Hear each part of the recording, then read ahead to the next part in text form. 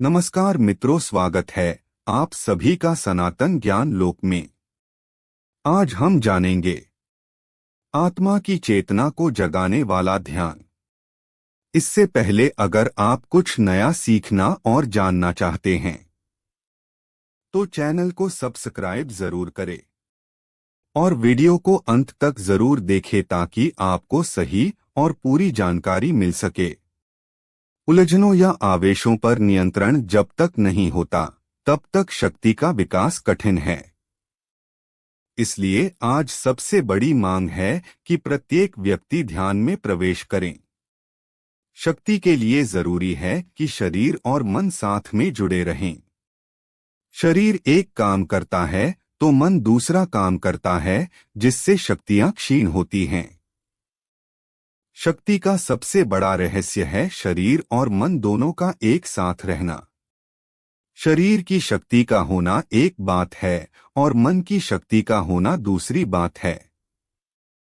ऐसे लोग होते हैं जो हजारों व्यक्तियों का सामना कर लेते हैं, पर उनका मन इतना निर्बल हो जाता है कि वे पग पग पर घुटने टेक देते हैं।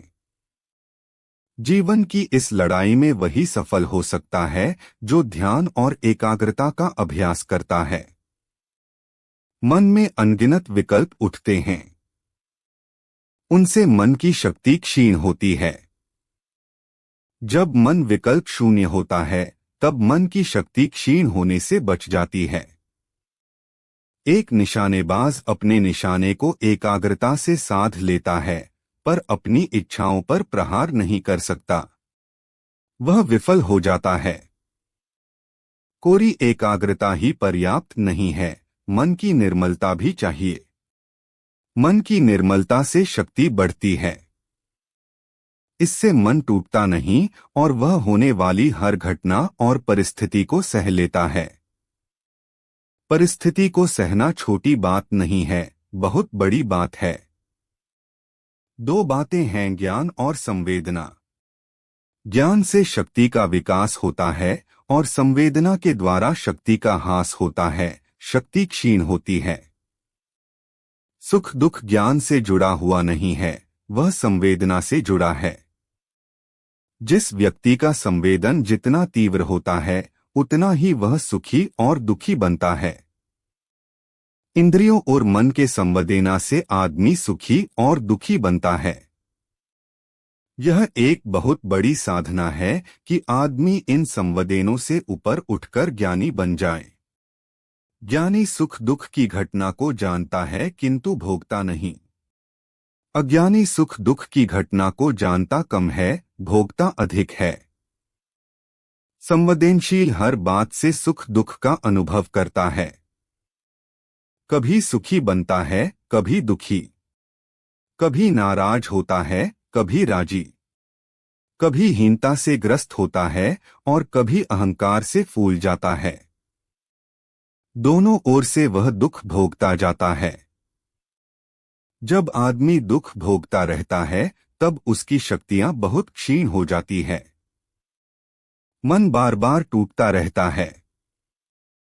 यह एक ऐसा शीशा है कि वह थोड़ी सी ठेस को सहन नहीं कर सकता, तत्काल टूट जाता है। जब तक हम इस मन को फौलादी न बना दें, मजबूत न बना दें, तब तक इसके टूटने की स्थिति समाप्त नहीं हो सकती। ध्यान आध्यात्मिक होता है, आत्मा की चेतना को जगाने वाला है, आत्मा की शक्ति का संवर्धन करने वाला है। यह मनुष्य के मोह और मूर्छा को तोड़ने वाला होता है। आध्यात्मिक होने के साथ साथ वह वर्तमान जीवन में तथा व्यवहार के क्षेत्र में बहुत लाभप्रद होता है। उससे मन शक्तिशाली बनता है, भावनाएं शुद्ध होती हैं, आवेश कम होता है, निराशा, कलह और चिंता कम होती है। व्यक्ति आनंद और सौम्य जीवन की इच्छा से भर उठता है। वेदांत कहता है कि माया परमसत्ता की एक बीज शक्ति है, जिसके अनेक नाम और रूप हैं। जिस प्रकार से आप ऊष्मा अग्नि से अलग नहीं कर सकते, ठीक उसी प्रकार से माया भी ब्रह्म तत्व प्रकृति से भिन्न नहीं है। इसके तीन गुण हैं, सत, रज और तम। आकाश, वायु, अग्नि, जल, पृथ्वी इन पांचों तत्वों के द्वारा किसी नवीन उत्पत्ति की क्रिया में यही तीन गुण माया द्वारा क्रियाशील रहते हैं।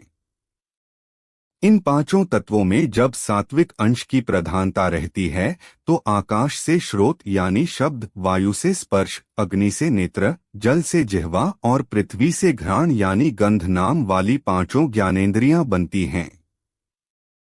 इन्हीं से बुद्धि, मन, चित्त और अहंकार जैसी मानसिक कृतियां उत्पन्न होती हैं, जिनमें ज्ञानेंद्रियों और कर्मेंद्रियों का प्रेरक बनता है मन।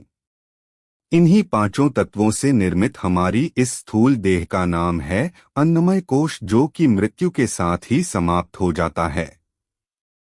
शरीर में स्थित 5 वायु और 5 कर्मेंद्रियों के योग का नाम है प्राणमय कोश।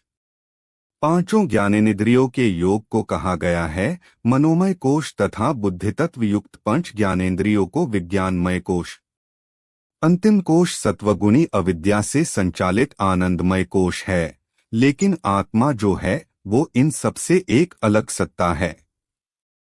वैदिक दृष्टि के अनुसार मृत्यु के पश्चात भी न मरने वाला सूक्ष्म शरीर 5 ज्ञानेंद्रियों, 5 कर्मेंद्रियों, 5 प्राण, 1 मन और 1 बुद्धि के योग से बना है। यही वह सूक्ष्म शरीर है जो कि प्रारब्ध और संचित कर्मों के कारण मृत्यु पश्चात बार बार जन्म लेता है।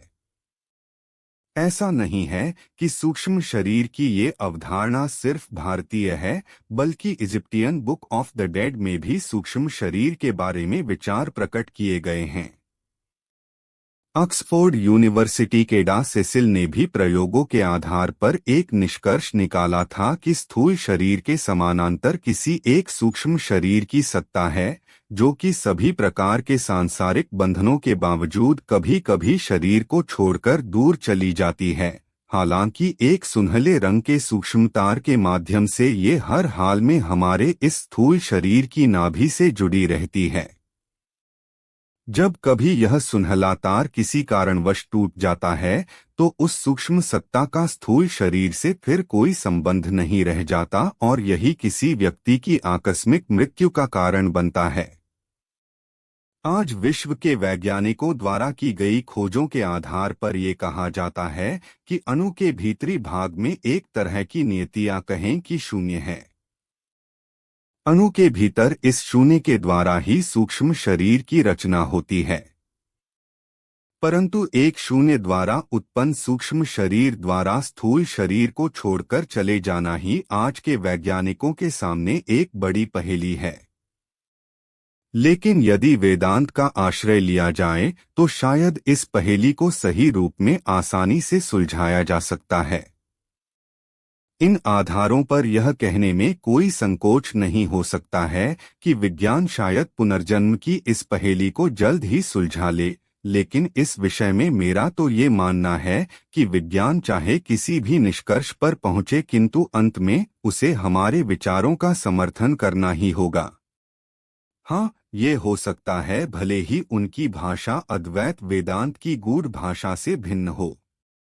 ये थी कुछ जानकारी। अगर अच्छी लगी तो लाइक और सब्सक्राइब जरूर करें। धन्यवाद।